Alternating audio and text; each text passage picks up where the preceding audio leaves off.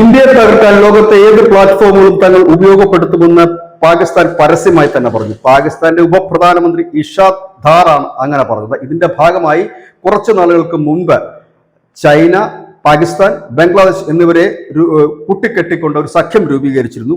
കഴിഞ്ഞ ജൂണിൽ അതിന്റെ ആദ്യ യോഗം കുൻമിങ്ങിൽ നടക്കുകയും ചെയ്തിരുന്നു.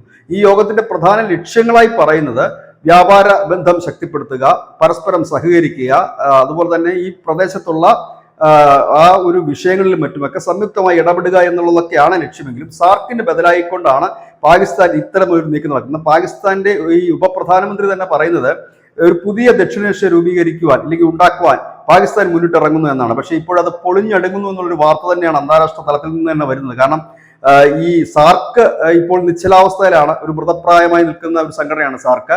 അതിന് തൊട്ടു പിന്നാലെയാണ് ഇത്തരത്തിൽ മറ്റൊരു സംഘടന രൂപീകരിക്കാൻ, ഈ ബ്രിക്സിനൊക്കെ ബദലായിക്കൊണ്ടൊരു സംഘടന രൂപീകരിക്കാനുള്ള ശ്രമവുമായി പാകിസ്ഥാൻ വരുന്നത്. ഇവിടെ ഒരു പ്രധാന വിഷയം എന്താണെന്ന് വെച്ചാൽ ലോക ജനസംഖ്യയുടെ ഏതാണ്ട് 3 ബില്യണിൽ അധികം അല്ലെങ്കിൽ 300 ദശലക്ഷത്തിനധികം ജനസംഖ്യ ഈ സാർക്ക് രാജ്യങ്ങളാണ്. പ്രത്യേകിച്ച് അതിൽ ഇന്ത്യയും ചൈനയുമാണ് 300 കോടിക്കടുത്താണ് ഈ രണ്ട് രാജ്യങ്ങളുടെയും ജനസംഖ്യ. ഈ ബാക്കിയുള്ളവർ കൂടി ചേരുമ്പോൾ ഏതാണ്ട് 300 കോടി ജനസംഖ്യയിലേക്ക് അത് എത്തുക തന്നെ ചെയ്യും.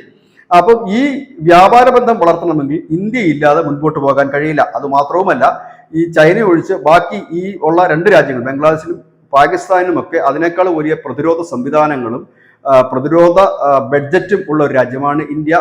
ഒപ്പം തന്നെ പ്രശ്നങ്ങളെ വളരെ എളുപ്പത്തിൽ കൈകാര്യം ചെയ്യാൻ കപ്പാസിറ്റി ഉള്ള ഒരു രാജ്യമാണ്. സാമ്പത്തികമായി വളരെ മുന്നേറിക്കൊണ്ടിരിക്കുന്ന രാജ്യമാണ്. മറ്റു രാജ്യങ്ങളെ അപേക്ഷിച്ച് ബഹുദൂരം മുൻപിൽ നിൽക്കുന്ന രാജ്യമാണ്. അതായത് കുറഞ്ഞ പക്ഷം ഫണ്ട് ഇല്ലാതെ എങ്ങനെ സംഘടന മുൻപോട്ട് പോകും എന്നുള്ള ബേസിക് തിയറി തന്നെയാണ് ഇവിടെയും. അതുകൊണ്ട് സാമ്പത്തികം ഇല്ല, വെറുതെ കൂടിയിരിക്കാം, ചർച്ച നടത്താം എന്നതിൽ കവിഞ്ഞ അപ്പുറത്തേക്ക് ഒന്നും തന്നെ സംഭവിക്കില്ല. കാരണം യുദ്ധവിമാനങ്ങളും മിസൈലും ഒക്കെ ആയിട്ട് സഖ്യരാജ്യങ്ങൾ വരണമെന്നുണ്ടെങ്കിൽ കയ്യിൽ തുട്ടു വേണം. അത് ഇല്ല, അത് മുടക്കാൻ ചൈനയൊട്ട് തയ്യാറുമല്ല.